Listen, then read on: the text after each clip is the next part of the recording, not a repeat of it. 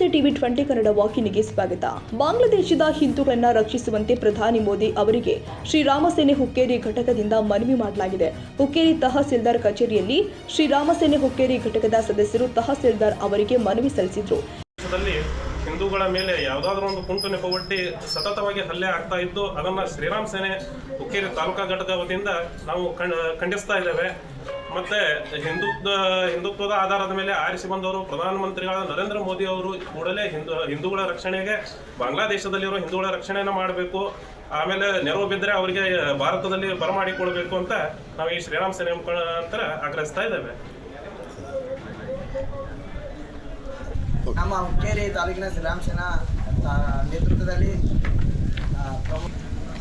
ಪ್ರಮೋದ್ ಮುತಾಲಿಕ್ ನೇತೃತ್ವದಲ್ಲಿ ಶ್ರೀರಾಮ ಸೇನಾ ಹುಕ್ಕೇರಿ ಘಟಕದ ವತಿಯಿಂದ ಬಾಂಗ್ಲಾದೇಶ ಹಿಂದೂಗಳ ಮೇಲೆ ಅನ್ಯಾಯ ನಡೆಯುತ್ತಿರುವ ದೌರ್ಜನ್ಯವನ್ನು ನಾವು ಖಂಡಿಸಿ ಇವತ್ತು ನಾವು ತಹಸೀಲ್ದಾರ್ ಮುಖಾಂತರ ಮನವಿ ಸಲ್ಲಿಸಿದ್ದೇವೆ. माता की जय, बोल भारत माता की जय, जय श्री राम, जय जय श्री राम, बोल भारत माता की जय. प्रमोद जी तुम आगे बढ़ो, हम तुम्हारे साथ हैं. प्रमोद जी तुम आगे बढ़ो, हम तुम्हारे साथ हैं. ಈ ಸಂದರ್ಭದಲ್ಲಿ ರಾಹುಲ್ ಅಂಕಲೆ, ಸುನಿಲ್ ಪೂಜಾರಿ ಸೇರಿ ಇನ್ನೂ ಅನೇಕರು ಉಪಸ್ಥಿತರಿದ್ದರು.